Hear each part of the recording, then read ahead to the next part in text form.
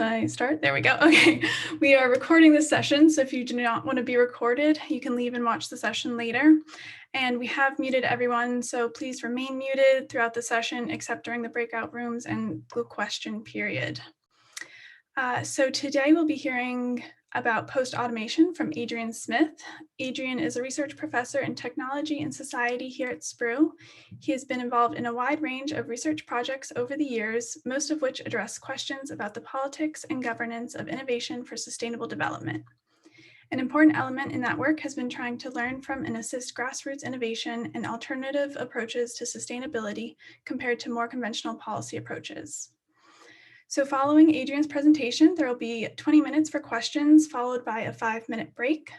After the break, we will divide into breakout rooms for a small group discussion. We will then come back together for a discussion as a whole and any remaining questions before wrapping up. So I'll now turn it over to Adrian.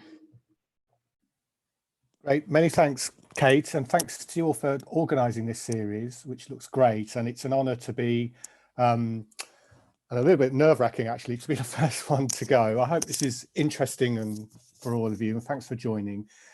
Before I present, I just note it would be great if you take note of the questions at the bottom of this slide and just kind of keep them in mind as we go through.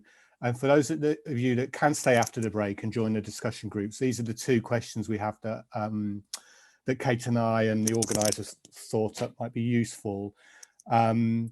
The first about maybe whether anything that I'm going to say resonates with some of your own experiences or hopes in sustainability, however you understand that. And we thought that might also be a way for you, to the extent you want to talk about that in the group, to sort of introduce yourselves to one another as well by relating it to your experiences. And then the second question is about if there's anything in what I'm about to say that you think could be made to work more effectively for more sustainable developments that are, just and fair towards future generations as well. Okay. So, in terms of the presentation, I'm just going to talk you through really some ideas that my colleague Mariano Fresoli, who's at the Universidad Nacional de San Martin in Buenos Aires, and I kind of put together and that built out of a workshop we organised in 2019 in SPRU on post-automation. And it was born really of two things really. One was a bit of a frustration in some of the public debates and discussions and journalism around a new wave of automation that's upon us in modern societies that seems to be quite technologically determinist in its sort of tone or assumptions and so forth. And it sort of jarred with the second, and we wanted to sort of try and get into that a little bit. And then because partly it jarred with the second motivation for this, which was various research projects Mariano and I had been involved in with many different colleagues, looking at kind of grassroots, more kind of experiments with almost some of the same technologies that are used in automation.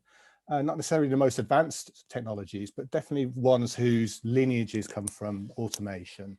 But they were using them in quite different ways, taking quite different assumptions towards technology and trying to imbue them with different values compared to some of the foundations for automation. And then we just came up with this idea or this term for post-automation as something to try and capture some of that complexity in quite an arresting sort of way. And you can be the judges of whether this is useful or what have you, but it's something we would like to develop further. So your comments in the discussions will be really, really appreciated. And your criticisms and telling us where we're going wrong and etc. as well. Okay. What I'm going to do in the next sort of 30 minutes or so is run through the following. So I'll introduce automation and sort of how we understand automation as a sort of theory briefly. I'll then talk about some interesting work that's sort of, or a way of thinking about that as a form of what Casper Schollin recently called future essentialism. So I'll explain what he means by that and how we've used it. And maybe automation is not so, doesn't happen so automatically, even though it's been a kind of persistent feature in modern societies, going back to the early 20th century and before. There have been kind of periodic waves of automation, okay, upon us. I'll then run through a few examples of what I was hinting at a moment ago, where people are kind of hacking and subverting some of the technologies of automation and putting them to quite different purposes. And what we then kind of try and it's very, very diverse. It's not a panacea, but what is intriguing is there are certain kind of maybe recurring capabilities that people are developing with and through technologies in these initiatives. And that's what we label post-automation, these capabilities for kind of opening up technologies, repurposing them, basing them on quite different assumptions and social values compared to automation. And then finish by thinking about, well, if these capabilities are kind of circulating, what's the politics of making them more visible and, I don't know, taken more seriously perhaps, or, you know, by, say, policymakers, and sort of their capabilities that circulate much more widely and generally into society. And so what's the politics of that? So that's the plan. Okay, so on automation, and the theory of automation is about, I think we see it as adapting societies to preconceived ideas about technologies. And I thought it might be nice to use a definition of automation that was given by Leon Bagritz in a public lecture as part of the BBC's Reef lectures in 1964, when he was talking about the age of automation then. And he defined automation, and Leon was an engineer who worked in, you know, automation systems back then. And so he defined automation as a concept through which a machine system is caused to operate with maximum efficiency by means of adequate measurement, observation, and control of its behavior. It involves a detailed and continuous knowledge of the functioning of the system so that the best corrective actions can be applied immediately they become necessary. And he talked about the 3 C's as being quite key to automated systems. That is computation, communication, and control. Okay, and they're obviously talking about new computing technologies that have been, you know, developed into much more sophisticated digital technologies. And more recently, through kind of ideas being promoted by the World Economic Forum and others, and increasing by many, many national governments and organizations like the OECD, we have discussion about being on the cusp or in the midst of a 4th industrial revolution, where automation is a very big component of that. But what's interesting and maybe distinctive from compared to earlier waves of automation is that the ambition and the scope of application is much greater.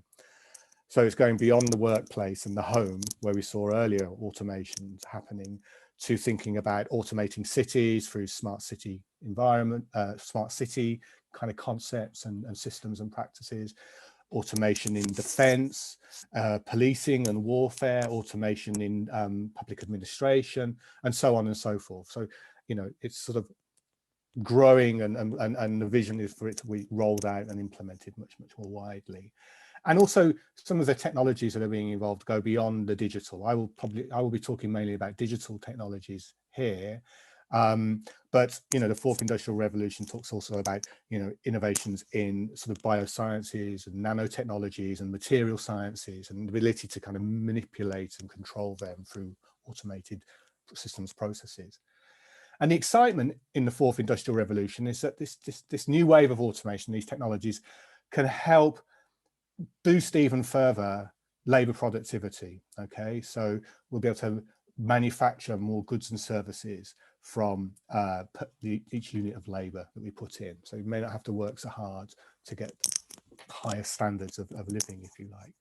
It's also seen as a way of renewing capital accumulation, new sources of profitable technology, goods, services, and so forth.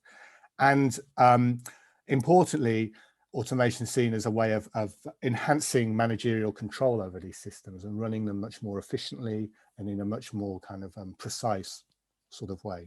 Okay, so that's the 4th industrial revolution, you know, and it's sort of seen rolled out through markets and public-private partnerships and within the current sort of political economies that we have today. And then any concerns about things like climate change, biodiversity loss, contamination, resource use, and so forth. So some of the sustainable development issues, which are obviously at the heart of this workshop series, the argument there is that some of these same technologies will be much more ecologically modern. These efficiencies and these precisions mean that we can monitor and control within our cyber physical systems, our automated systems, environmental resources, environmental sinks and services and so forth. Okay, so it's a kind of total management of the environment, which will be therefore enable us to be much more sustainable. That's the argument. Okay, and so the challenge is about how to adapt societies so that these automated systems can come about and operate efficiently and effectively, okay, and getting to fit in. And so we're seeing all sorts of studies and forecasts and analyses and so forth about implications for labour markets, how to distribute in societies the benefits of automation and so forth, and how to ensure things like AI and remote sensing and so forth do actually enable us to productively interact with ecosystems, say, in a much more sustainable way into the future. Okay. Interestingly, on the political left in recent years, we've had people somewhat provocatively talking about fully automated luxury communism and seeing in automation the possibility to kind of actually turn concerns about the future of work into a good thing, and actually how an accelerated and a much more fully implemented form of automation under some sort of socialist state control will reduce the need for us to labour so long, so reduce working hours and so forth, and we get this material abundance of goods and services that can be distributed much more equitably thanks to the productive power of these automated systems. So under fully automated luxury communism, there's an argument that these technologies need to be socialised, and through the provision of things like universal basic services and incomes, the acceleration of these technologies beyond the limits that, say, a kind of capitalist use of these technologies would create. But to use them in a socialized way, we'll get, you know, diminishingly marginal costs of goods and services, which are more widely available, and all that's orchestrated through state control. And again, the any environmental issues with this will be managed through, you know, ecologically modern approaches using technologies. Okay, so almost like on left and right, the future is automated, it seems, and yet there are sort of persistent anxieties about automated futures. Just how and here there's just a kind of newspaper article and a letter from the ad hoc committee of you know, scientific experts and public intellectuals in the United States in the 1960s, who were looking at the triple revolution back then of technologies of weaponry, cybernation or automation, yeah, and growing demands for human rights, and considering how societies can adapt to these kind of new waves of automation. And somewhat similar to the fully automated luxury communists arguing that we needed guaranteed pay or basic income schemes to kind of ensure people's well-beings, as increasing amounts of manufacturing work are automated and the services are automated, and it becomes less and less necessary for us to toil for so many hours. Okay. And today, you know, these anxieties persist today. People are genuinely worried about the future of work, the environmental impacts of endless productivity growth. What kinds of societies would it be like to live in to have these fully automated systems, and what will happen to citizens' rights, and so on and so forth. And you see it more specifically, perhaps currently, in concerns about digital identities and surveillance and et cetera, et cetera. So there's still these very many persistent uncertainties. Interestingly, in all of this, though, I think, and we were, you know, Marianne and I were intrigued as to why these debates sort of recur, and automation is like always upon us and going to be bigger in the future. And clearly, you know, the historical records show that automation has grown and developed. But what's interesting about these current pictures and about the fourth industrial revolution, we think, is the way the future is essentialized both by the left and the right about, you know, automation's inevitable, it's happening. How do we make, you know, a good job of this then for the benefits of society or for the benefits of our shareholders, etc. And in some recent work by Kasper Scholin, who was looking at the policies for the fourth industrial revolution in Denmark and how Denmark was responding to these global discourses about the new technologies and the new waves of automation. He came up with this idea of future essentialism. He says there's a future essentialism about this advocacy of automation and its development, in which there are multiple discourses, narratives, and visions that through different means and practices, from historical analysis of automation in the past, for example, to speculative estimates about future applications, to hard statistics and calculations, they produce and promote an imaginary of a kind of fixed and scripted, indeed inevitable future, okay, that can be desirable if harnessed in an appropriate and timely fashion, but is likewise dangerous if humanity fails to grasp its dynamics, okay. And we thought that's quite useful for thinking about some of these automation advocacy and debates, but also for questioning automation a little bit and pausing for a moment and to think about to what extent is there a sort of an essentializing of the future. Are we actually, in rushing to adapt to automation, we're kind of making it an inevitability and reinforcing it, and we're actually short-circuiting some important social choices about what are the most appropriate technological futures for different societies, for different social classes and groups maybe, and for, you know, different kind of sustainabilities currently and in the future. Because in things like the fourth industrial revolution and in responses like Falk, the fully automated luxury communism, you know, automation's deliberately cast as a kind of inevitable or desirable destiny that demands investment and societal adaptation. Intriguingly, this technological front, it's a technological frontier, if you like, that's built upon quite established interests in, you know, we need to boost productivity, we need to enhance control, we need to accumulate and have ever greater material abundance. And these interests, if you like, these foundations of automation are naturalized and perpetuated in that way. And maybe we need to pause and think about them, and to what extent they remain valuable and important, or to what extent they may be becoming problematic in certain contexts. And indeed, in all of this, as hopefully the previous slides indicated a little bit, that policy responses to this conceives some of the social and ecological challenges also within an automation framework. So problems with rising inequality, we think about training people to become the operatives of the highly skilled operatives of the automated system. We think about things like universal basic income and services to, you know, support people as we adapt to this expansion of automation into our homes, workplaces, neighborhoods, and so on and so forth. And similarly, ecological collapse.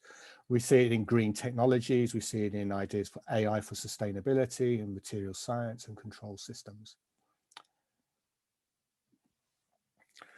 But maybe this automated future, maybe there's a few bumps along the road, especially if we look back and consider what's happened with automation historically, and where empirical research into the extent and pattern of automation may question that it may not be as full as we're expecting or fear or hope for, okay?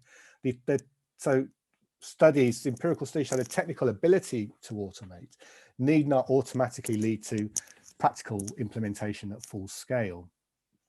And the loss of jobs that some estimates are coming up with may not be as severe as assumed. Automation creates new tasks as well that can be packaged into new jobs and new forms of work. So there will be changes and impacts, and maybe there'll be net impacts on employment and employability. But the picture's a bit more sort of complicated, if you like. And indeed, with the third point there, sort of financialization, disorganized labor, precarity may actually be just as cost effective and more profitable for some firms to, rather than automate and displace or substitute for human labor. Some of these technologies can be used to kind of micromanage and control human labor. So you get kind of, you know, gig work and get some of this sort of working practices now that almost treat the operatives, the human operatives, as though they were robots rather than putting robots in place. There are also studies showing that if you like, the kind of invisible or the shadow kind of ghost work that humans are involved in automated systems in terms of training data, fixing bugs, and managing interfaces with uncertain, non-compliant realities. And so overall, there are things like labor process, how work is organized, who's influential in shaping that, whether it's the owners of the technology or the workers and so on and so forth, the business models in place and the political economy, all of these things that shape the patterns and the extent of automation and are likely to do so into the future, if you like. And so maybe that's part of the explanation for this future essentialism, if you like, that to promote automation, you have to kind of make it a convincing case for it in the future in order to influence some of these underlying processes and to bring it about. But also when it comes to some of the control and the claims for, if you like, the sort of the environmental management benefits of automation and the way sort of ability to manipulate materials and produce goods and services and so forth in a sustainably way. Maybe there are similar kind of bumps in the road here, or questions that maybe the grip of automation may not be as assured as we would hope or expect. So both 4IR and FALT, they both address these ecological relations as a matter of technological control. And so the ecologies are kind of, they're objects to be integrated into the total management of production and consumption systems. They provide resources, they provide processes, sinks and services that will be managed through greater monitoring and calculation and control, okay? But again, there's empirical research that cautions against such excessive instrumentality. Some of the resource efficiencies that are generated through automated systems and technological innovation at the scale of the technology may actually rebound upon us, and they're not decoupling impacts at the system scale, if you like, okay? So more efficient systems and processes may actually lead us to enhance our exploitation of environments, or our, a more exploitative relationships with other species and resources, rather than enabling a kind of more controlled sufficiency and sustainable relations with them.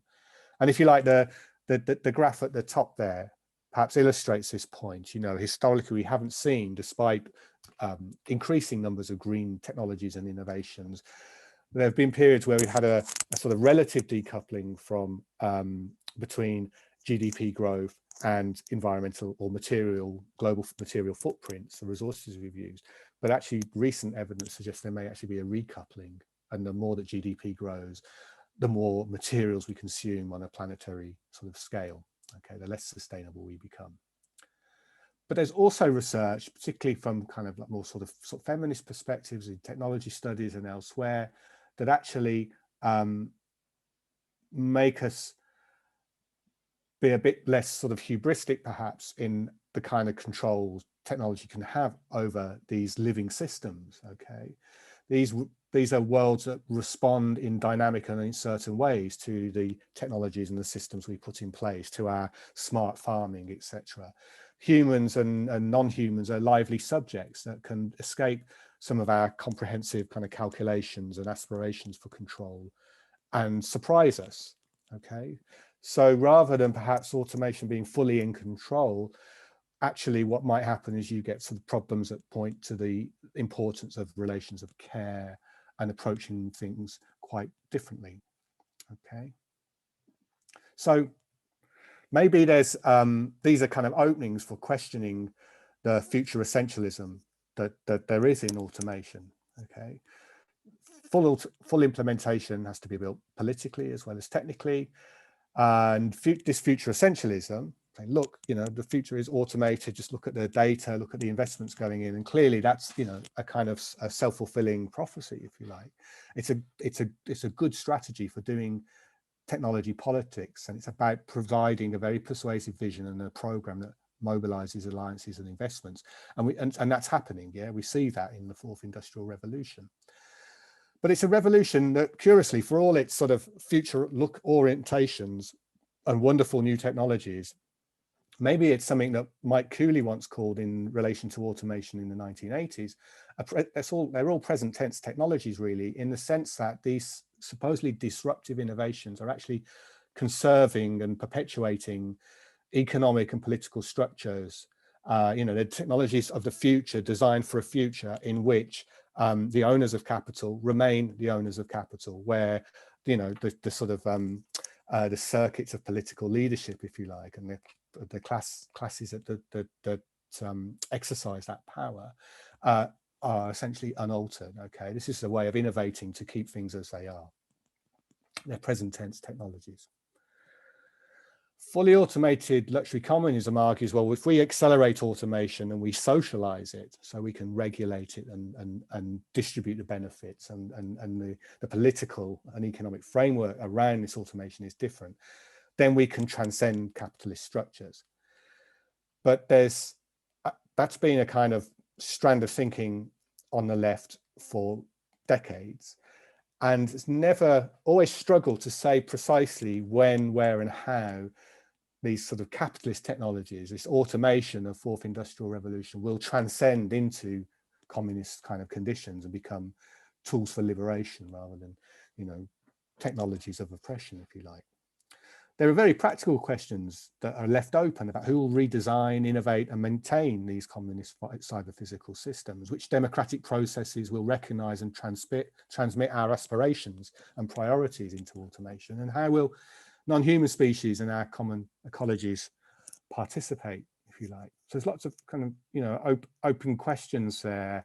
And it may be that even if your counter-hegemonic strategies for winning widespread public support, for socializing automation, winning state power to do this, if you like, either incrementally or abruptly, the new public-spirited, the new administrators may have these levers available to them, but find themselves locked into automated systems and infrastructures from fourth industrial revolution that actually leave them with relatively little room for maneuver for changing things. Perhaps we have to be very careful of thinking about processes of lock-in, if you like.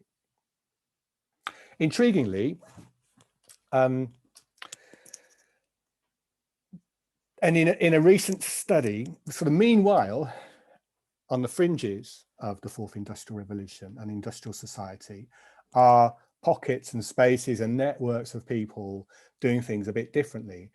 And in the paper, we were quite inspired by some work. Adam Arvidsson, who's a sociologist at the University of Naples in Italy, done work around change makers and looking at how a byproduct, an unintended byproduct of industrial restructuring and relocation, and including automation and sort of things that we see happening and that are aspired to in the fourth industrial revolution, has been the emergence of marginalized groups out of necessity and out of idealism, who are trying different approaches. So these could be workers who aren't being absorbed into the well-paid industrial jobs that have been popping up in the global south, or they may be the service and professional jobs that are becoming newly automated or rendered precarious and turning into gig work, if you like. Or it may be actually skilled tech workers who are involved in building some of these automation systems, who are alienated from that work or dissatisfied with the purposes to which their skills are being put. And what Arvidsson detects through various studies in different parts of the world is how these are people who are being quite innovative. They're trying to win livelihoods. I mean, we shouldn't romanticize it. This is hard and difficult work sometimes, or they're idealistic and they want to promote things like social innovations. They're developing a form of what he calls commons-based petty production. And he calls this space, rather than industrial society, it's a more what he calls an industrious kind of modernity, where people are using modern technologies and approaches to and sort of subverting them and using them to create more informal livelihoods and small scale economic activities to win a kind of living, or promoting social innovation, social entrepreneurship, or hacking these technologies and are involved in the sort of techno-political activism around, well, who gets to decide what technologies we get, who's involved in their design and so forth. How could these technologies be themselves developed more democratically and be put towards more democratic or socially just purposes? So in these industrial spaces, you're getting, what's interesting is, you're getting different approaches to technologies and people using some of the tools to hand, including tools and technologies associated with automation, and putting them to different purposes. This is activity that's often below the radar of, national industrial strategies and innovation policies, but nevertheless, people are doing things on these margins that may be quite significant because of their promoting capabilities for pluralizing and opening up the future. So what I'm going to do now is run through a few examples and then show how we try to think about this as post-automation before finishing. I'll have to try and speed up a little bit, I think. So an example of some of the technologies I'm talking about here that people are appropriating in this industrial space are things like, you know, sensors, microcontrollers, digital fabrication tools like laser cutters, 3D printers, Internet of Things, digital platforms, design software, video, so on and so forth. Okay, and I'm going to talk through a number of examples of how people are appropriating those technologies and using them in ways that are quite different to the automation emphasis on, you know, boosting labor productivity, you know, renewing capital accumulation, extending managerial control. And hopefully through these examples, you'll see what I mean. There's sort of different foundations, if you like. And that's part of the thinking behind this idea of calling it post-automation, is because it's challenging some of the foundations of automation, if you like, by not being quite so fixated on productivity, capital accumulation, and so forth. Okay. And so we give this term post-automation to these capabilities for subverting these sorts of founding assumptions, okay, and developing instead capabilities for opening up technologies and subjecting, you know, the affordances and the altered significance of these technologies for quite different purposes and different social relations. So let's go through some of these examples that I listed there. Commons-based peer production are perhaps most emblematically illustrated by this photo at the top here, you know, the growth in maker spaces and community-based workshops where you have prototyping tools and technologies, and people can come in and to these physical workshop spaces, learn in informal ways or through formal training how to use these technologies to explore their material cultures, okay, to prototype artifacts, incubate ideas, form communities with similar interests around artifacts and so forth, and in which there's an ethic of collaboration, sharing, documenting what you're doing, opening that up, and almost providing a kind of commons of design and fabrication know-how that's increasingly shared online. And indeed, while these workshops are the most sort of visible and emblematic aspects of this commons-based peer production, they're networked, and you get collaborations happening at distances or through networks between these sorts of workshops. So as a way of opening up futures beyond the automated future, we could think of this example as infrastructure for opening up technologies and engaging people in material cultures and speculating about what future material cultures might be. What kinds of sustainable things could we do with these sorts of workshops, and so on and so forth. They're enabling a redistribution of prototyping capabilities in societies, if you like.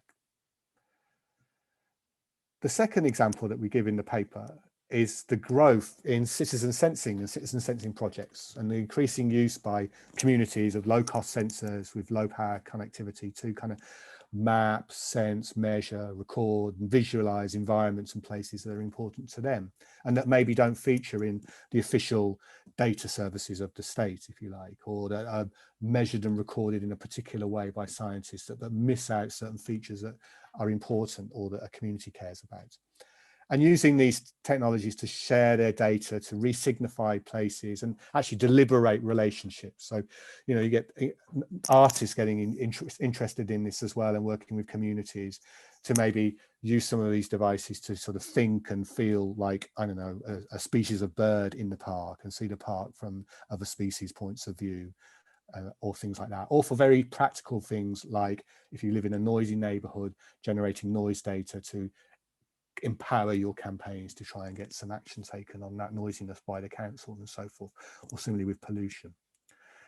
So this is, you know, using these technologies where perhaps in an automated system, it'll be about controlling resources, managing sinks, etc., as I was saying earlier, to using these technologies and adapting them and developing them somewhat differently in order to care about natures and to explore relationships with natures, creating new sensibilities for the participants and mobilizing communities around matters of concern rather than control, really. Now, Obviously, digital technologies have large environmental footprints.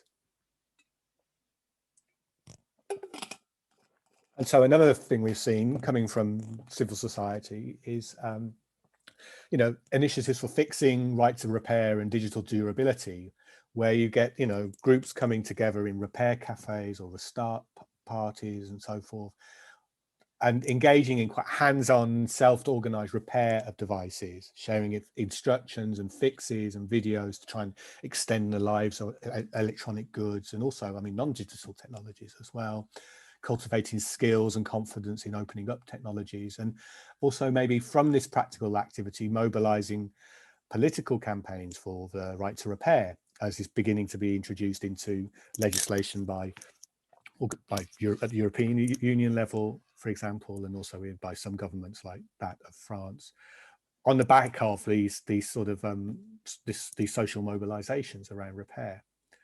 So the sort of futures that open up in this way are, you know, these tools and technologies are seen as sort of as maintenance, the maintenance of a kind of commons-based infrastructure around these technologies. Interest in how we can remanufacture these technologies, it becomes important to think about them in a more modular way, perhaps, so you can sort of splice and edit and fix together things, manufacture for reuse and repurposing rather than low-cost linear, you know, make, use, dispose sort of economies that we have currently. And the right to repair and enabling citizens, okay, through these sorts of initiatives and engagements with technologies. And thinking about the technology from a durability point of view, and perhaps less concern, therefore, with, you know, escalating or upgrades and always constantly having to dispose of things before, you know, unnecessarily, just because they've been the latest sort of software upgrade or what have you. There's also interest around platform cooperatives and data commons. So, you know, we hear about platforms that are kind of making work more precarious, for example, or platforms that are facilitating more intensive forms of consumption, etc. And a sort of platform capitalism. There's been criticism of these large platforms that we all rely upon. And a kind of related to that has been interest in the development of platforms that are more cooperative. So platforms that are owned and operated by the workers that use them. So platforms for like photography cooperatives, so rather than photographers selling their photos to a large international platform, create their own platform to get livelihoods from their photography, for example. There are interest in cities like Madrid, Barcelona, numbers of cities where techno-political activists, people are have the technical skills of creating platforms for more direct forms of direct democracy in the city that allows citizens to, you know, deliberate and vote on popular budgets at the council and so forth, okay? And platforms being used to organize and promote things like unions and rights, etc. So here is a different kind of conception of what digital platforms are and can do, if you like, and, you know, opening them up to different logics, more about cooperation and deliberation rather than seeing them as devices as for data assets and rent seeking, okay, and charging for activity across the platforms. Embedding these platforms in the territory in which they're being used and rendering them much more accountable to the users, and exploring how ownership of technologies can be, you know, the fact that these may be more cooperatively owned, how does that shape the social consequences of the technology in the ways that they are used.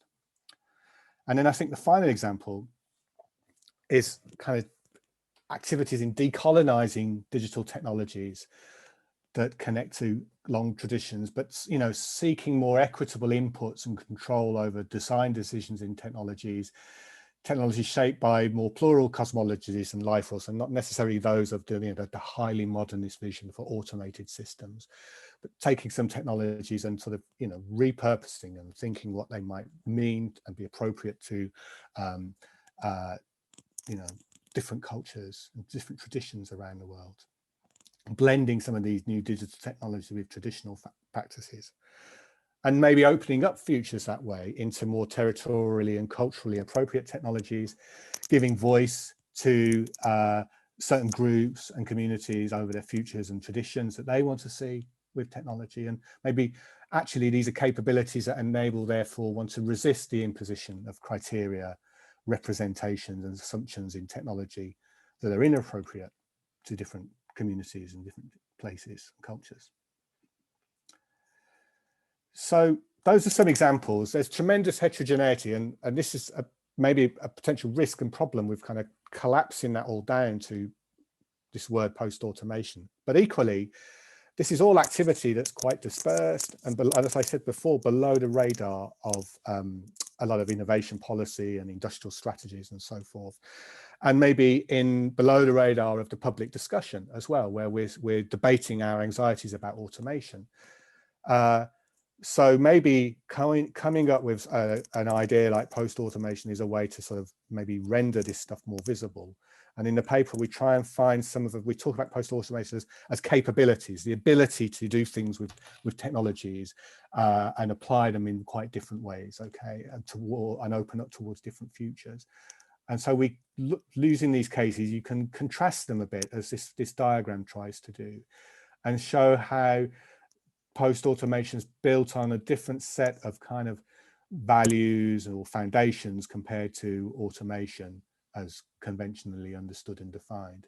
Now, in practice, this will not be as clear cut as appears here, and we could talk about that in the groups shortly.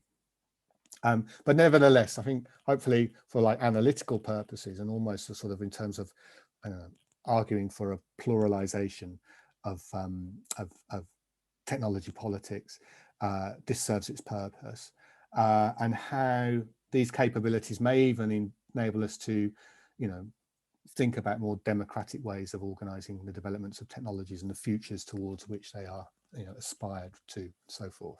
Okay, and maybe, re-signifying the affordances of things like digital technology. So if these digital technologies or other technologies, some of the newer technologies that are emerging, are still about computation, communication and control, the kind of conventions or foundations of automation. Maybe some of these examples seem to be conceiving some of these technical affordances in terms of conviviality, collaboration and care. I'm nearly finished, because I'm sorry, I'm running a few minutes later than planned. I won't go through the details of this slide. It's in the paper, which has just come out in the journal Futures. You can, if you're interested, you can take a more considered and look at it. But maybe just to look at the first column there, and we talk about, we're trying to, in contrast to the fourth industrial revolution and the fully automated luxury communism, there's this other there's this post-automation kind of ideas for the future, which is more about capabilities for deliberation and prototyping and bringing things about. And if you like, the protagonists are quite different across these three.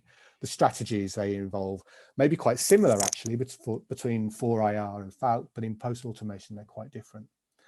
Similarly, the material basis for the future looks quite different in the case of post-automation. The organizational basis of each is different, and the temporalities are different as well. So the fourth industrialization, it's being installed currently at the pace of dominant research and development agendas and the public-private investment into these new systems. Okay, so that's how it's rolling out. Whereas the fully automated luxury communists want the state to accelerate that in order to really fully realize the socially revolutionary possibilities of their vision for automated technologies. Whereas in post-automation, the technology is more like these are the more present-day subversions, cultivating relations in quite kind of maybe discrete projects, if you like, and for individual needs or community needs and so forth. It's quite a different temporality in relation to the future.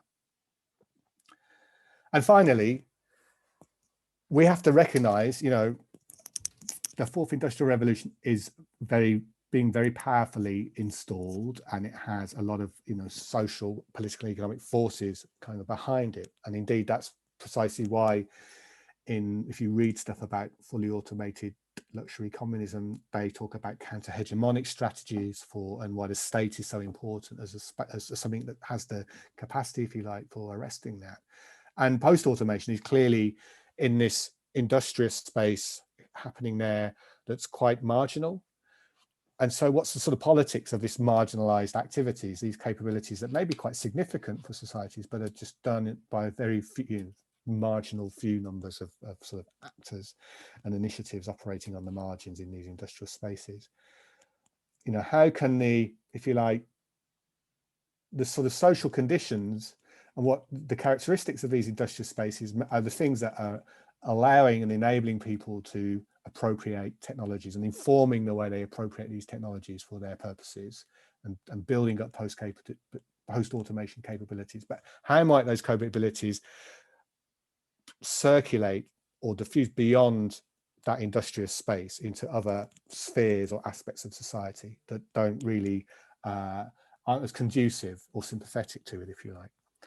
And so at the end of the paper, we talk about the politics on 3 different sites. Okay, how might post-automation capabilities be received in existing innovation institutions? What might you have to do to try and get influence there, to win resources and attention, to be able to develop some of these initiatives?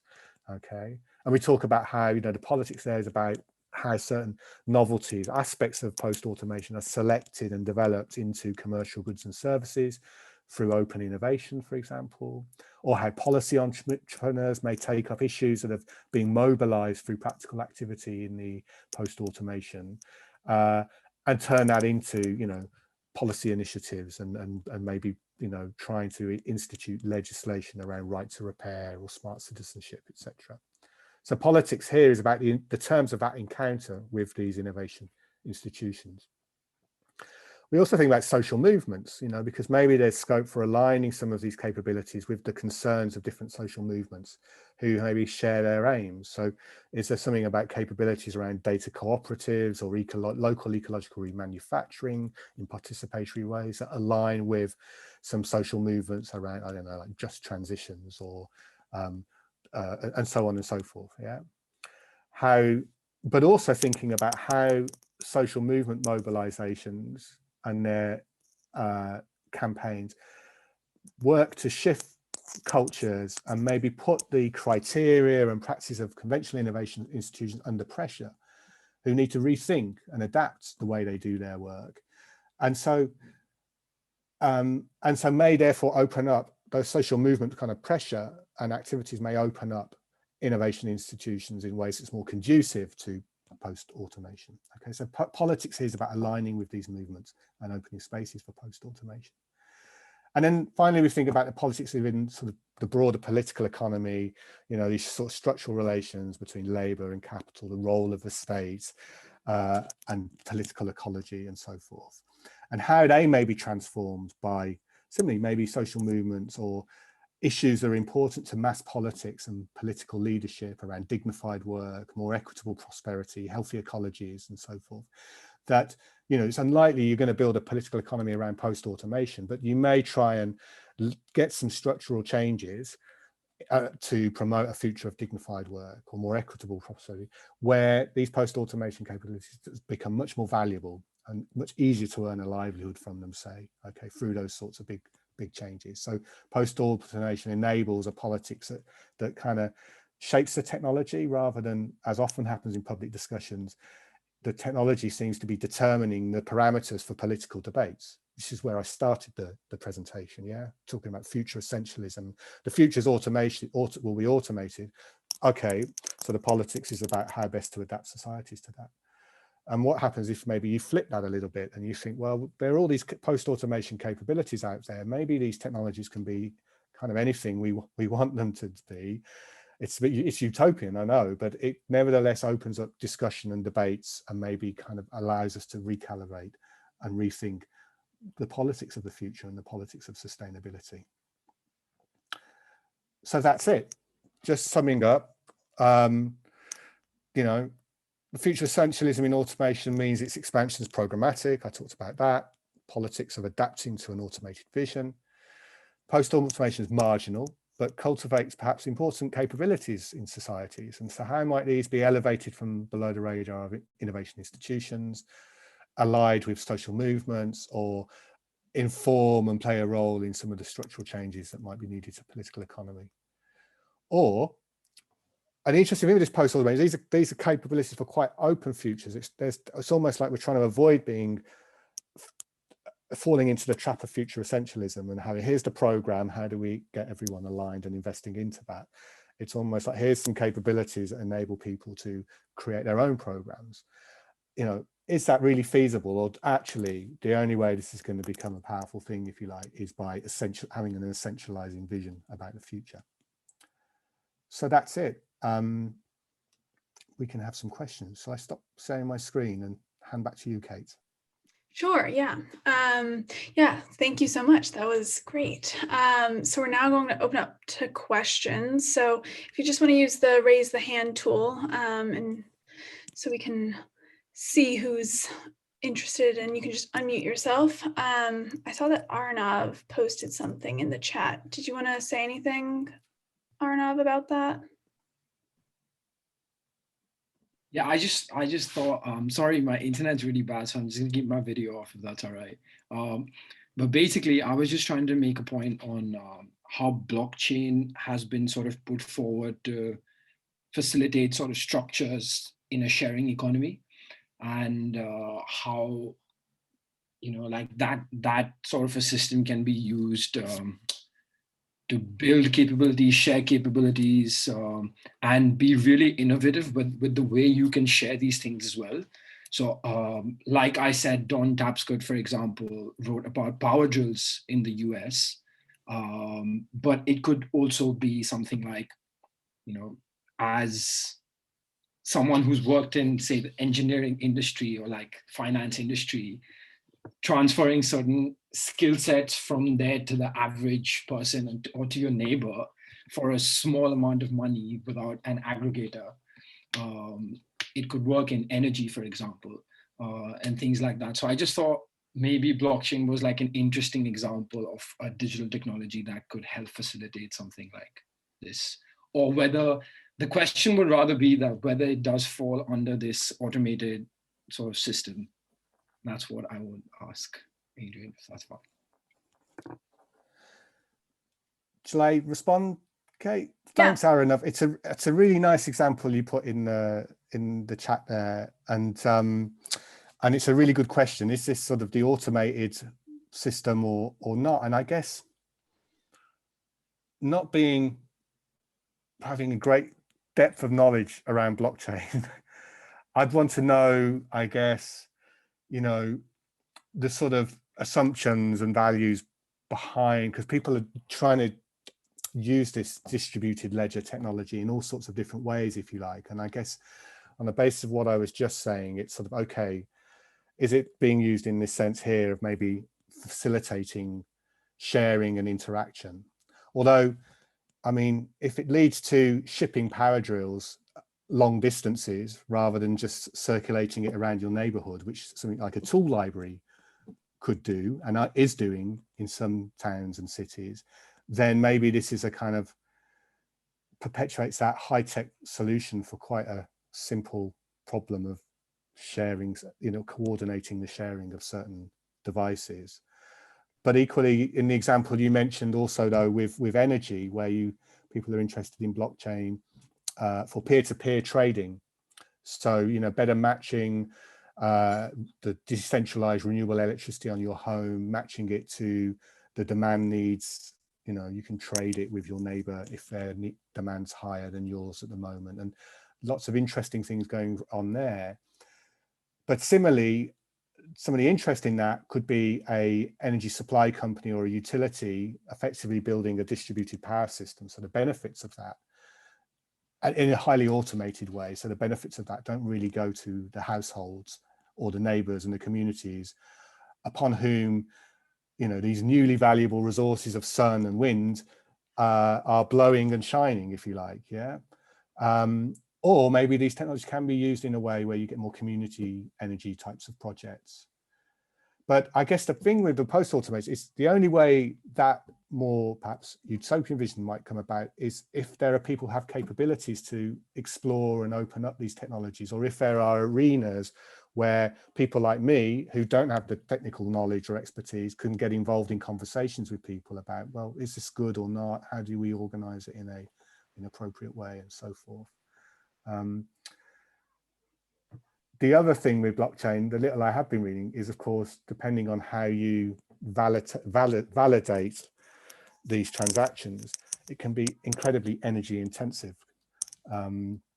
So it may be a problematic technology from a sustainability point of view as well. But as you can see from my rambling answer, Aranav, it's a really good question. I don't know what you think about these. I mean, you tell me. I think all of the points that you made were very valid and very interesting, and is just something that I kind of like thought would work like with the theory that you were mentioning. But yes, I do see like how it can shift from, you know, using the capabilities that exist at a localized level, but also can become something completely different, more top down. You know, it has tendencies to do that as well. So I thought it was very interesting what you mentioned. Thank you. Right, thanks, Aranav. Nick, were you raising your hand or was that just clapping? I'm raising my hand. I don't know how to use the hand function. I just had a question about essentialism. And I thought it seemed a bit similar to me to the idea by, do you know, Evgeny Morozov and like his technological solutionism. I was wondering if you had any thoughts on that. Like they seem to be quite similar drivers in, you know, seeing technology as essential and it's essential because it's solving all of our problems. I think they overlap, Nick. I mean, I don't know in depth Morozov's, you know, solutionism kind of thing, but certainly what Casper in his paper from a year or two ago talks about is like these multiple layers of sort of processes. So it's really broad sort of sociological account of how these futures are essentialized, and they're not just necessarily essentialized around specific technologies or this technology is going to fix it. It's a wider package, I think, of how it's the technologies plus, you know, these a kind of continued globalization of, you know, corporate ownership of these things. But I'm sure there are probably connections, as with all sorts of kind of concepts, if you like, out there. And to the extent that they help people, that's great. But and similarly with post-automation, you know, I guess we're kind of guilty here as well, so throwing in another sort of concept. And see, to the extent it helps people and it leads to interesting discussions or makes a few things visible that weren't before, then that's great. But I think I'm aware in doing this, you know, there's lots of, if you want to get into some of the cases more, there might be much more finer grained concepts or analytical frameworks perhaps to explore them. But actually, even this, as Aranav's example was with blockchain, is to what extent could that be done through foundations that are less about productivity and accumulation and control, and, you know, to a different set of values. So maybe that's where some of the post-automation stuff might help. But I think the post-automation is about avoiding that sort of solutionism, if you like, and seeing almost like a decontextualized technology is going to fix it, and having capabilities to do technologies in situations that are sensitive to them situations, so that there is at the heart of this, if you like. And I think that would then maybe mitigate that kind of solutionism. I mean, some of the, you know, within some of this industrious space, there are also people who think if I just build the right kind of gadget, it's going to solve all sorts of problems. But there are others, because these spaces are quite open and rooted and it's about collaborative and you get different perspectives, then I think you soon see that the technology is not going to be a kind of quick or easy fix. You know, it's kind of, well, for this to work, you need this in place and that in place, or what about them? And it's much more grounded already. And so because what some of the sort of accompanying social changes you may need to come up with some sort of solution or resolve an issue or cope with it better or what have you, they become much more visible, if you like. These are capabilities for doing things in a more kind of social and technological or socio-technical kind of way. I hope that helps a little bit. Great. Adora, do you have a question? Oh, yes, I do. When Adrian was going through his presentation, I was just wondering if, I was thinking of the concept of scripting and descripting. I'm wondering if, for instance, descripting falls under this umbrella of post-automation. And if it doesn't, then what's really the difference? And if it does, I also worry about, the issues of governance, especially with commoning. We know the limitations of commoning. And so who's getting involved? When you say commoning, at what point do for instance, if it's a communal thing, how many people get involved in governance of whether it's a new tool or this maybe or an innovative technology or anything like that? Just wondering. No, thanks, Adora. That's great points. I think the scripting and descripting ideas of Marlena Akrich, you could apply them into this, I think, actually. And I think maybe that could be one way of thinking of through differences between automation and post-automation. Who's doing the scripting here and the descripting? And if you like, at the moment with automation debates that we see, there's a kind of a scripting of automated futures, and then if you like, these anxieties and critique and criticisms of the fourth industrial revolution and so forth. What does it mean for workers, or what does it mean for communities and societies? What does it mean for environments? We're worried about all of these sorts of impacts, and don't worry. It's the technology's scripted this managerial control, etc. So there's this scripting, descripting going on there in those debates, perhaps. And then I think what's intriguing about these post-automation spaces or these capabilities is to what extent it allows people to script and descript in a more hands-on kind of way, if you like, with these technologies. So it opens up the sites and the groups who can do this. And that brings me to your second point about the commoning and the rules for governing the commoning, and etc. And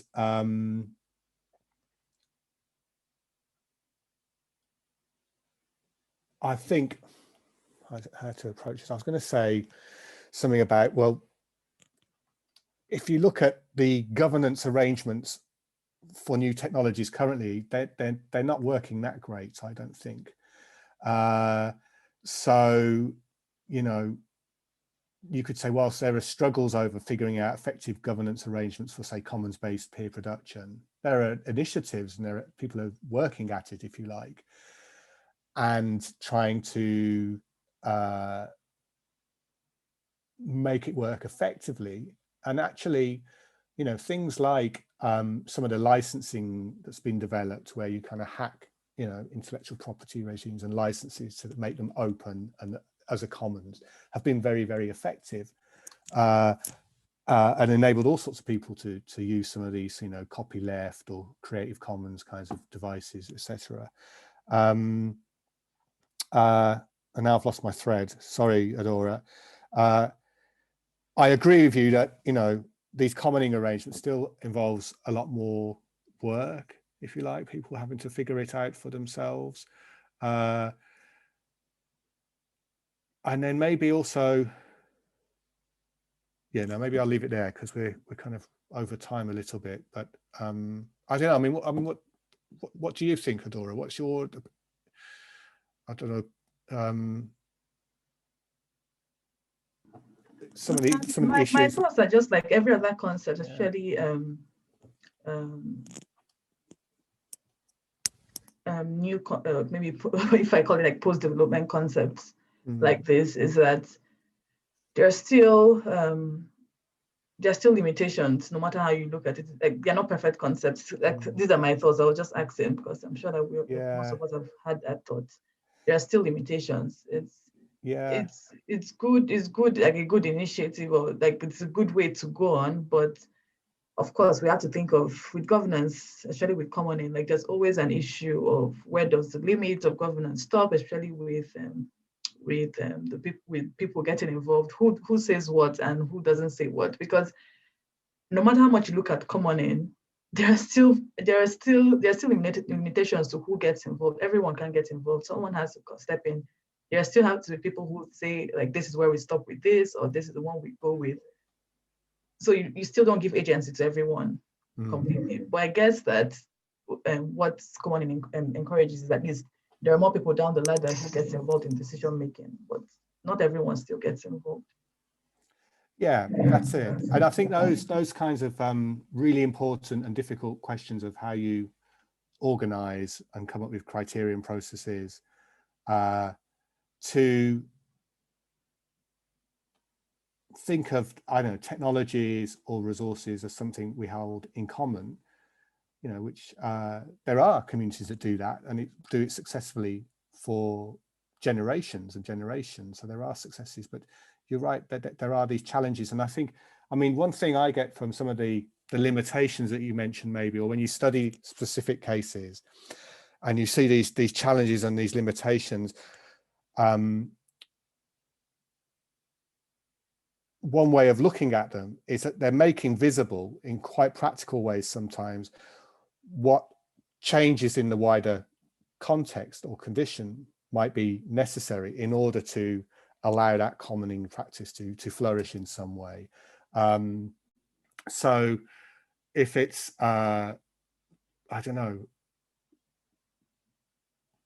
people's busy lives, you know, and not having time to be so actively involved in commons governing arrangements, then there are ways of thinking about that to reduce the demands on people's time and still have a kind of, you know, common decision making process, if you like. But maybe it also points to limitations more widely about what else is going on in their lives that makes us so busy, if you like. And if you were to, I don't know, things like reducing working hours by legislation would then free up people's time to do some of these more deliberative activities or to get involved in post-automation activities. You know, attracting investments and having sort of providing sufficient reassurances and returns on investment for what's a kind of viable activity, that's becomes problematic because of the people who make those investment decisions or control those resources, if you like, and you're trying to get some investment in your commons activity that could be viable with it, but you're not meeting their criteria. So maybe we need to rethink the criteria and basis on which we invest resources in society and so forth. So I think these initiatives, their sort of limitations sometimes can be almost like, although it's frustrating and difficult for participants, learning from them can be instructive for, you know, ideas for, I don't know, changes in regulations or changes more widely in society that could, you know, reduce those limitations and allow these practices to flourish, if you like. I'm trying to think of a nice concrete illustration for this abstract stuff I'm saying, but nothing comes to mind right now. Maybe in the discussion groups. Awesome. So I don't think anyone else has their hand raised. So I think we'll take a 5-minute break now. And then when we come back, we can split up into the breakout rooms. I'll put the questions in the chat again. So if you want to think about those while on break, so you're ready to come back and discuss. And yeah, we'll see you all in 5 minutes. So 3:15. Great. Thanks, everyone. Thing where you have plenty of very automated small tasks, but that's for profit and that's a way to organize work. Here, the intents of the projects are completely non-profits. So there's more part of being a community, part of a community that progress and advances on furthering science or furthering NGOs' aims. Yeah. Yeah. Sandra, I saw that you raised your hand. Did you want to say something? Yeah, I don't know if my microphone is working though. Can you hear me? Yeah, perfect. Yeah, well, during the presentation, I remember two examples of in the Mexican context. The first was one feminist collective that advocates for the right of repair. And I think it's really interesting what they do because they also organize workshops for women to learn how to repair their own devices. And they they do this mainly because there's a big gender gap between in the case of repairing, like men usually are the ones who know how to handle these kind of things. So it's really interesting what they do. They actually repaired several times my computer, so I really like them. And the other one is an indigenous community in the south of Mexico, in Chiapas, close to the Zapatistas region, that they started to build energy autonomy. It's really interesting what they did, because they were not happy with how the government handled this kind of situation, because they were exploiting all their natural resources in order to produce electricity, but the electricity was not for them, was for Mexico City actually. So they decided to not, they didn't like that, so they started to kind of building a revolution, an organized revolution. They appropriated all this infrastructure and they started to provide themselves energy. So I think it's a really interesting way how they did it, because they didn't know at the beginning how to handle all this technology, and they learned on their way. That's very interesting, and definitely ties more towards sustainability as well, providing energy for all, and then also empowering people. Yeah, that's really interesting. I think the thing that strikes me about that, Sandra, about those two really fascinating examples, is how they work on sort of different levels as well, really. I mean, the kind of repair activities that you mentioned from it's not simply just fixing your laptop, but the way you described it, at least, it's also about, challenging gender stereotypes simultaneously, or as well as that, if you like. Was that, I don't know, is that a fair way of me to understand it, or? Yeah, I think they tried to handle all that at the same time, like tackling also economic independence for women, and like this kind of sorority between, because in the workshop, it's not only a workshop about technology, it's also building connections between women, which is also very useful and interesting. And that can give you capabilities in order to be economically independent. So I think what they do, it's not only about post automation, but also about all this gender gap, trying to solve, or at least to reduce it a little bit. So yeah, it's very interesting. I mean, it's interesting because I talked about this post-automation on different occasions, and it's always different. You always get different way with different thoughts about it. We were the ones writing this, but I think one of the worries for me with like the automation, if you like, the automation theory, is this kind of how if you close systems, to what extent different groups in society, and they're kind of run in an increasingly closed and automated ways, then to what extent we may run the risk of losing certain capabilities to appropriate and develop technologies. I mean, maybe not necessarily so. I mean, in the future, you might think, well, there's certain kind of mundane things that are automated or that are done already, and it leaves us time to be creative and do other things and learn how to develop technical capabilities in much more interesting ways, and without the kind of pressures of I don't know, competing against a machine or what have you. But I think the intriguing thing for me with these subversions of technologies and building up these capabilities in more kind of collaborative and caring settings is that maybe they enhance, I don't know, it's a question really, to what extent you think they might enhance the agency of groups. So for example, the second example you mentioned, Sandra, down in Chiapas, with energy autonomy, and I wonder, it's not that everyone has to know how to make a wind turbine or to come up with some sort of solar heating system, what have you.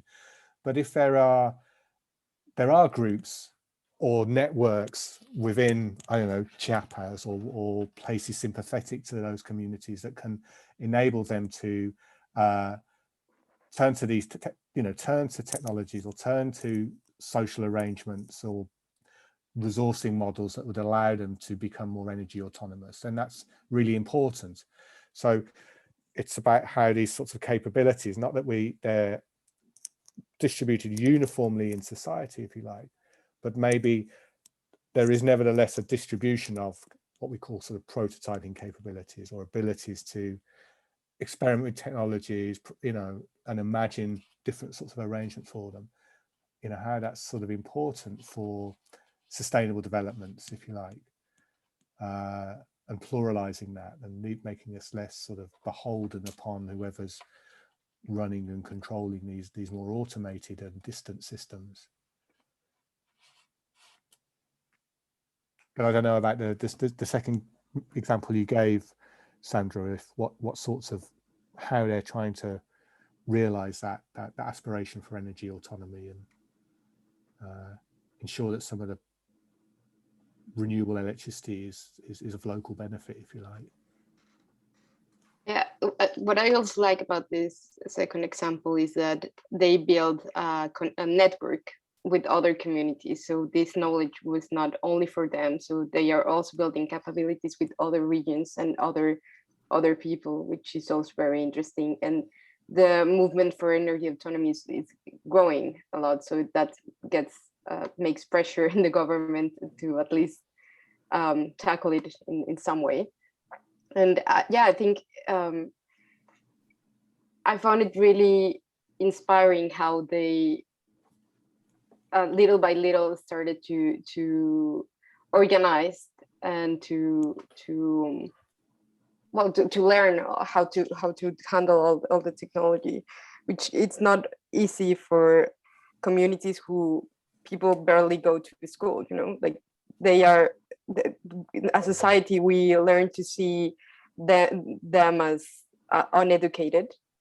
So the fact that they know how to do all this, I think it's really inspiring, and it kind of shocked also a lot of ethnical stereotypes, which is also really useful.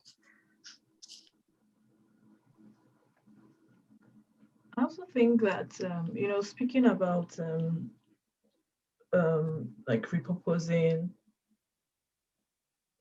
technology, and even the right to repair, of course, brings to mind the concept of like a circular economy, which is also related to sustainability. And in the Nigerian context, there's something called, in every city, there's what they call a computer village. It's common. And basically, this starts off as a repair, like a small local, like, how you have open markets, repair shops. So maybe one person, two people, and they actually train themselves. There's no professional training. So they learn from each other. And that's why, the restricting, like when, for instance, like Apple restricts the possibility of tweaking or of self-repair, it takes away agency from people like this.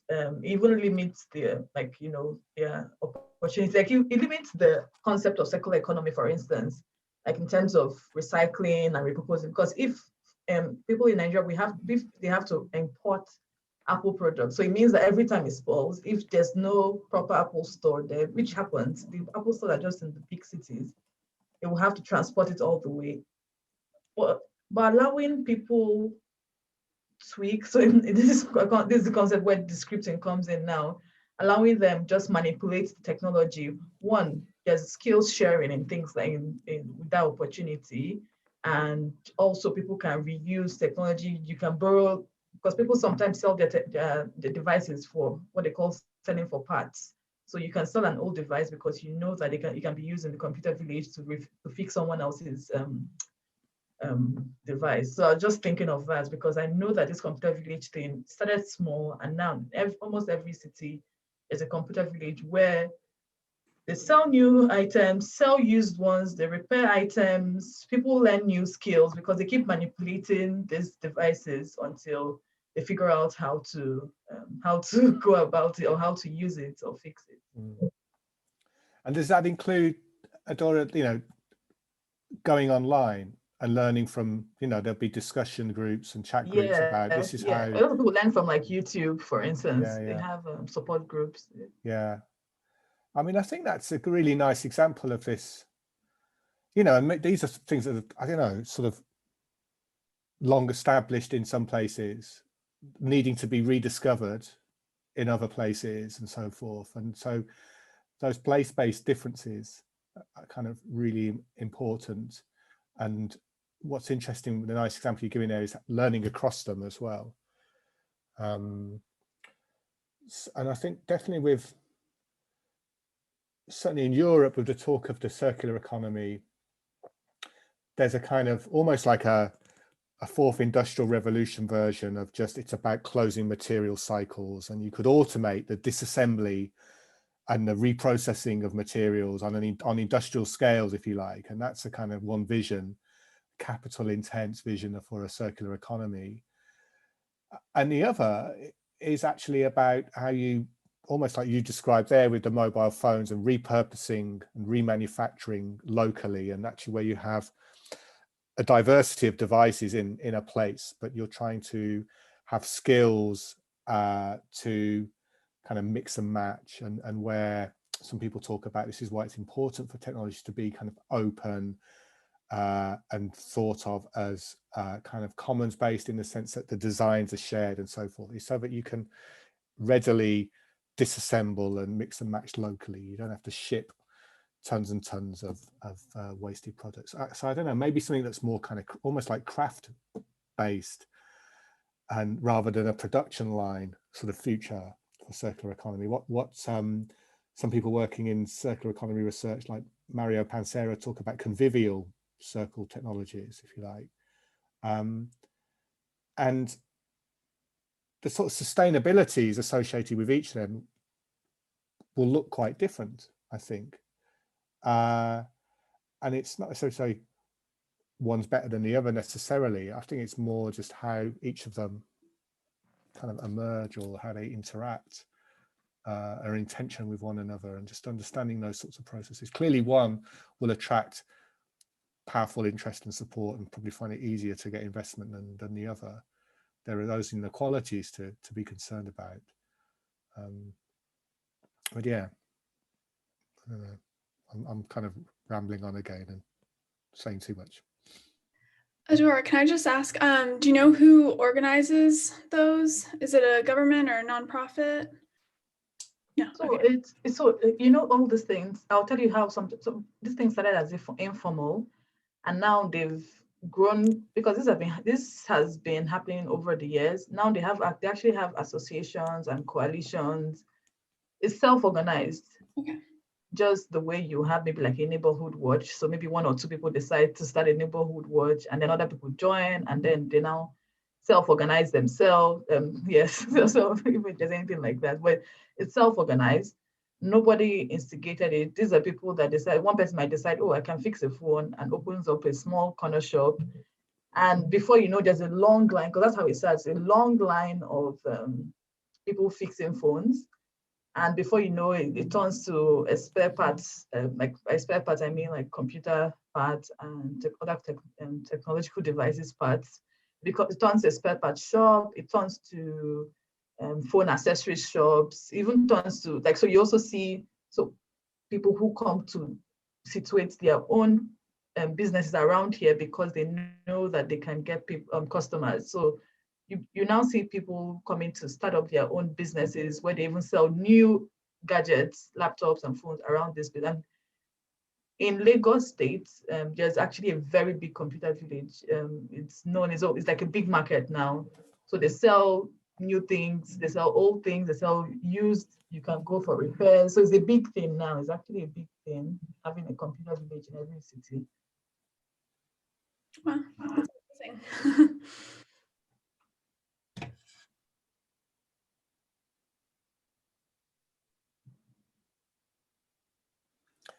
Does anyone have any thoughts on, I was just looking back at the questions, Kate. I mean, on the second question, anything that about how some of these, well, I suppose we've talked a little bit about how certain capabilities can be put to work for sustainability. I'm curious if anyone's got any further thoughts on that, really, on that question in particular.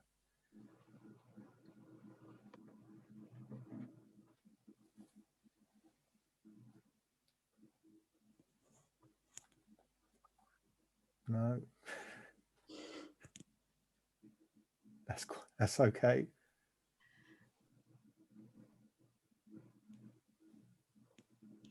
Go ahead, Sandra. Yeah, yeah. I think it's important to take into consideration, related to Adora's question before, about how people can, that there is always people behind, and there is always people who are not considered. I think what's more important for this, for really having these activities to solve sustainability issues, to be open and consider minorities, like the example about women and how gender gap works. I think if we don't get involved, every person in society, then we will never going to solve this. Yeah, and I wonder if that connects to a sort of diversity. I wonder how different and what makes special, if I'm in, I don't know, Mexico City or wherever, well, I don't know if I'd be allowed at one of these repair workshops, but the way repair happens and what it means, yeah, and the sort of plurality of benefits, or what you have to do to get something repaired in one setting, so in these workshops, which are about the economic empowerment of women, and bringing more diverse participation into acts of repair. And that also opens up, I think, a diversity of experiences and ideas and skills, etc., as well. And I think those are all really important for, what in SPRU we worry about a lot of the time, which is about innovation, if you like. And so you say, well, why are we doing, why are we organizing the workshop in this way and repair? We could do this other thing or this other thing. And so, I don't know, our ideas around repair and sustainability may kind of open up if there's a greater diversity of ways, people driving the organization of different repair shops, or etc. And similarly, why I think personally, one of the things fascinating about these sort of maker spaces and workshops where you can go and get involved in projects and discussions and so forth, and to the extent that they're diverse, some aren't, it's the same sort of people who sort of attend them, but there are initiatives to open them up and make them more diverse, and I don't know, it just a kind of how that's really important, really important sort of seeds for innovation, if you like, and allowing maybe people to discuss and experiment with technological futures where the vision's quite different. They cease becoming like present tense technology, what I was calling in the presentation present tense technologies, because they're just fulfilling the purposes of those who shape the institutions for technology development and innovation. And in these sort of more marginal spaces, you're getting a diversity of inputs and ideas. So, I don't know to what extent they will open up innovation to different kinds of assumptions and futures, etc. But then I wonder what's the challenge here? If there is this sort of redistribution of what you might call kind of prototyping capabilities in societies, or we're seeing these post-automation capabilities circulating, and it might generate lots of ideas and innovation, or new arrangements, or activities that prefigure or anticipate things. I don't know, are there questions about how that becomes consolidated, if you like, or how that informs the creation of new, I don't know, more sustainable or more inclusive sort of institutions? So yeah, I don't know if people think about, how do those sorts of processes or those sorts of changes kind of come about, if you like, build around these sorts of experimental activities, become more, such that some of them become more established.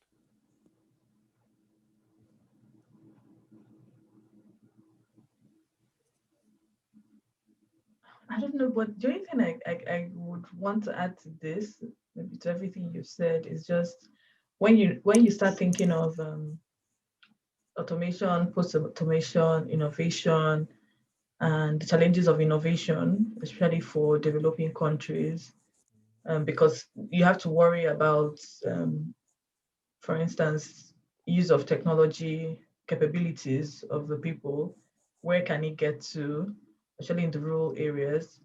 And my thoughts would be with post-automation, what would be the difference in terms of how far can maybe innovations around post-automation get to rural areas, and how effective will it be in terms of building up capabilities to use technology?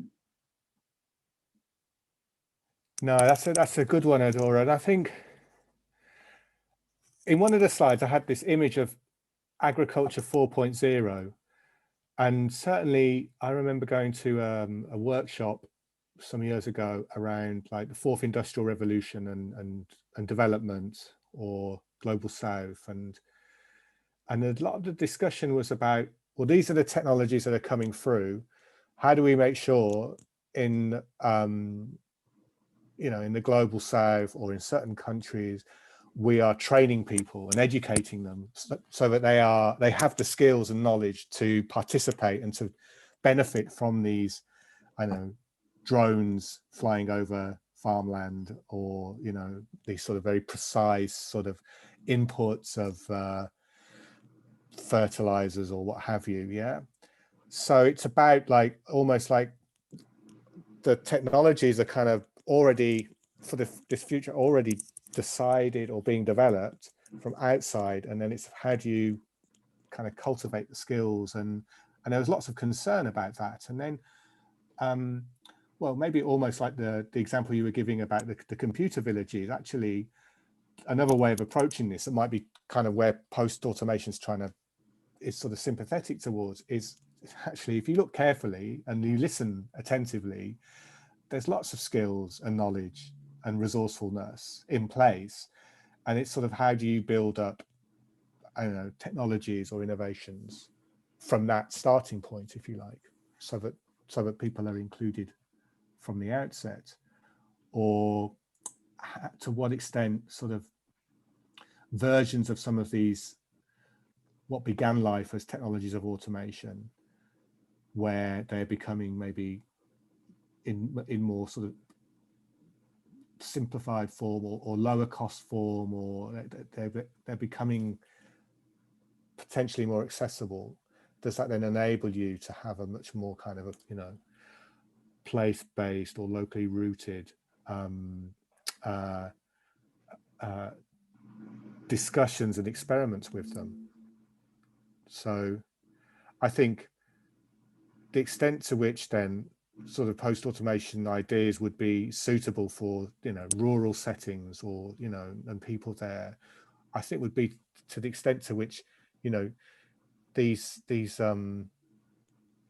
ideas can sort of resonate with what skills people have already, and aspirations, and how you can further sort of empower that, really. I mean, what also what I'm painfully aware while I'm saying this, in the back of my mind, I'm thinking, every context is different, and it's the histories are different, and so having things that are accessible, adaptable, that can be rejected and refused as well as inappropriate, becomes really, really important if you're thinking about sustainable development as a much more kind of like local endeavor, if you like, that works with the grain of where people are at now, and helps to give them capabilities to kind of improve their circumstances more sustainably, wherever they happen to be, but the sort of details of doing that will vary from place to place. And that's why I think thinking of technologies in a much more open sort of way is incredibly important. Unless there's this sort of global cyber physical systems, you know, I just wonder how they will manifest in different places, as contrasted with, which is, if you like, the automation view on things, and contrasting that with a more like post-automation, which is not about installing and rolling out global cyber physical systems, but maybe it's more about circulating widely capabilities to deliberate technologies, to prototype, to develop systems such as they are in a much more bottom-up kind of way. I think that's, you know, the sort of distinction we're trying to draw here, or one of the distinctions. Yeah. One thing that just occurred to me whilst you were talking, it's not entirely related to sustainability, but it's about kind of post-automation, is post-automation in autocratic regimes. So if you look at, I don't know, kind of stuff in Russia, if they have kind of similar subverting groups forming, even against kind of more autocratic regimes. And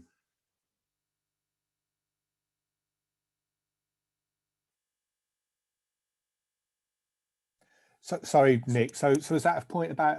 It was just kind of, wasn't really a point. It was kind of just more of a point about it. One day it'd be quite interesting to see, is it happening there? Are you aware of examples of it happening there? Or no, it's interesting because certainly, well, we had a seminar here at SPRU a few weeks ago, didn't we, about sort of the growth of fab labs in China and Chinese innovation, and what maybe certain citizens were doing or entrepreneurs were doing with technologies, as distinct from the Chinese state's aspirations for making China an innovative nation, you know, and seeing these fab labs as more instrumental. And you get these sorts of tensions. And I guess, I don't know about China, but yeah, in a sort of more, the extent to which there are, how that sort of politics around technologies plays out will be different in different kind of political settings, and how, I don't know, ostensibly democratic or autocratic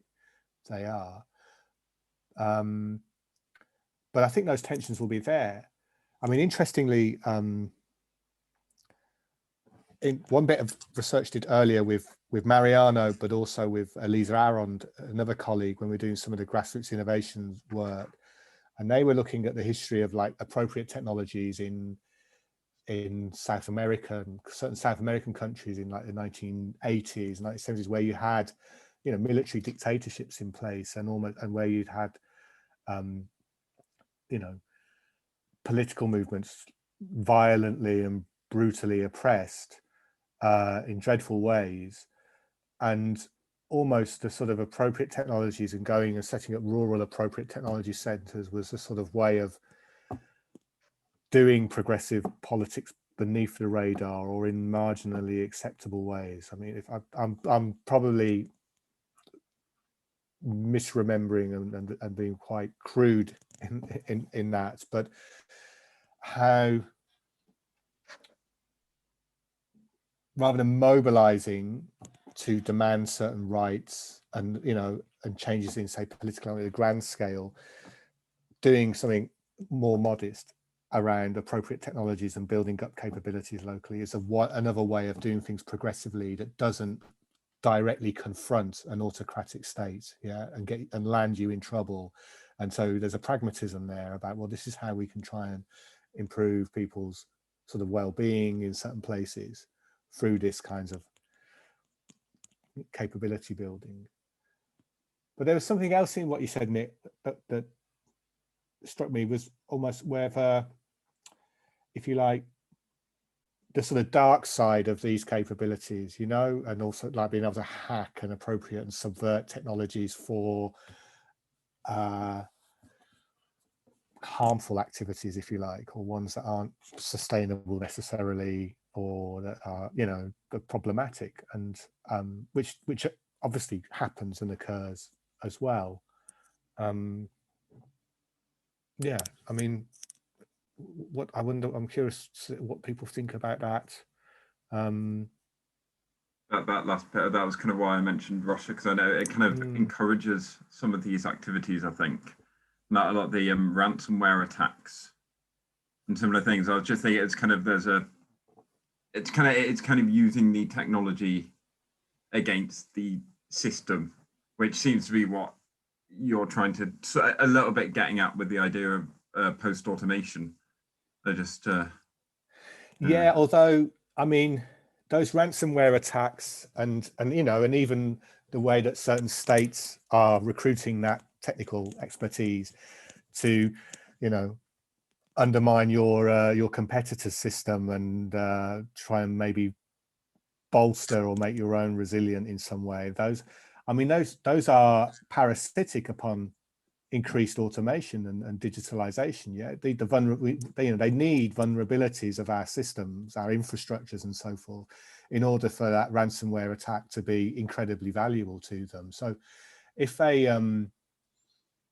I don't know, maybe if they were too effective and they just toppled these infrastructures we rely on, and led to some, you know, post-apocalyptic Mad Max kind of, you know, we've got to cobble something together that, I don't know, might look kind of post-automated just for people to survive and have working water systems at a different scale to previously, or less exposed energy systems, or what have you. You know, I don't know, the scope for holding those smaller, I don't know, more human-centered systems to ransom, maybe less, if you like. You know, it's a really interesting point, the extent to which, you know, the kind of the sort of criminal side of hacking, the kind of, yeah, as opposed to the kind of more progressive, or, you know, potentially more sustainable side of hacking and what's the word, improvising here. But it's maybe it's illustrative with this of serving very different purposes, clearly, you know.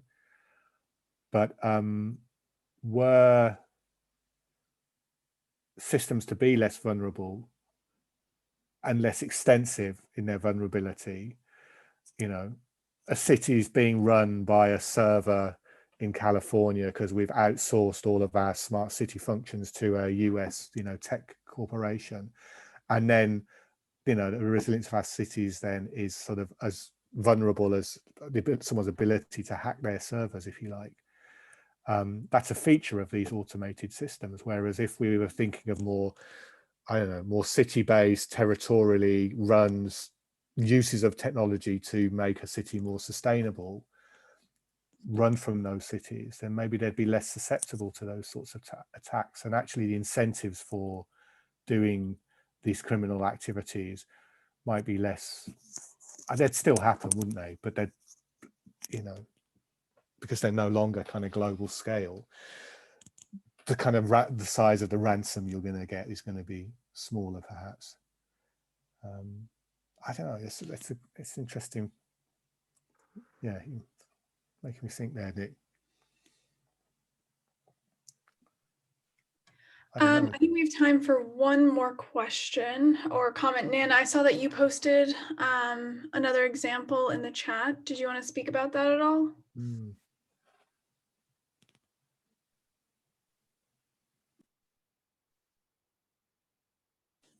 Hello. Hi. Yeah. Hi. Sorry, my connection is a bit unstable. Can you hear me? Yes, we can. Yes, I was just saying, I totally agree with Adrian's point on contextualizing technology in terms of opening it up. We have an example in Ghana where there's an automobile spare parts cluster where you have all these local artisans coming together to sort of replicate different parts of cars, and it's at a cheaper price. So for for the public, like if they are not able to import certain parts from abroad, they can seek that as an alternative. And government realized that we're really, really contributing to the economy. So what they have done in the last year is partner with international brands like Toyota and Volkswagen. So they are opening up plants in Ghana where there's a partnership to utilize some of these skills locally. So they're producing some parts of the value chain just to ensure that the technology is well spread for this in this partnership. Yeah, thank you.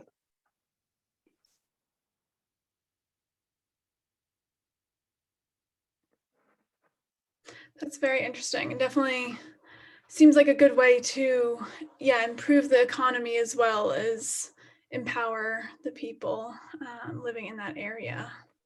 Very interesting. I mean, I wonder with that, Nana, that, you know, certainly here in the UK, you know, like automobility is seen as really problematic from a sustainability point of view. And so I wonder with what's happening in Ghana with these the sort of markets and the repairs of cars and these deals now with Toyota and Volkswagen. I mean, that's interesting in the sense that when you described it, I wondered to what extent how the activities are perceived, and like you're saying, the government's maybe perception shift to see this is really important economic activity. We can formalize it or link it to Toyota and Volkswagen and have local parts manufacturing, and there's a good economic development story there, as Kate was saying. And then but to what extent the arrival of Toyota and Volkswagen is welcomed and seen as enhancing those who were already doing in the spare parts market, and, you know, dismantling cars and building new cars and doing this local economic activity that's important. Yeah. How's that perceived? That's one question. And then the other one would be, how might concerns for sustainable development feed into this or play out, do you think? Yeah, for the first question, in fact, when they were thinking through it, the locals were a bit resistant because they were thinking, oh, these giants are coming to take away our jobs. And that's where government had to, you know, come down to their level to ensure that there's this synergy and partnership where they utilize the skills on the ground. So it's not, for example, like mandatory that these local artisans have to be part of the process, but they have that option of joining or working on contracts with certain things that these companies would need. And then in terms of sustainability, that's an issue government is still battling with, because we already have the scrap industry that's, you know, in terms of scraps coming from spare parts that have been dumped in dumping sites our government is still battling with. So it's an area that the government is really battling with. I think they are now looking at ways of how to really help these clusters in terms of thinking about sustainability, not just producing or making new parts or just making the parts, but looking at what can, being conscious of the environment and what can really be effective. So it's something that government is still juggling with. Yeah, it's a big issue actually. But I guess the issue on government's hat is probably creating more jobs first, and then they think now about the sustainability aspect of things. Yeah.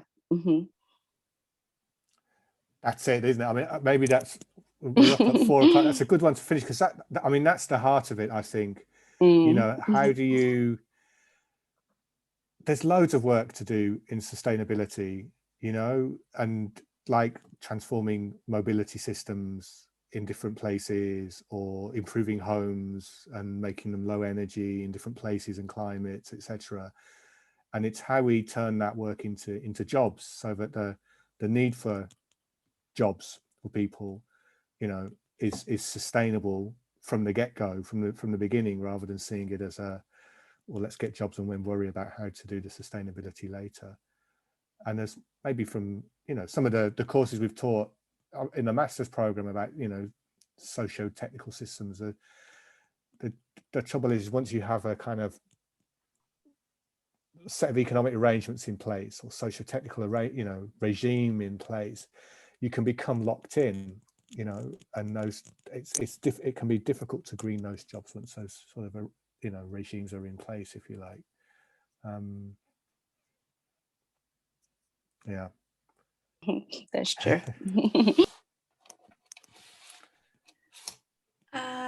Well, if there's nothing else anyone would like to add, I think that's a great way to wrap it up, tie it all together.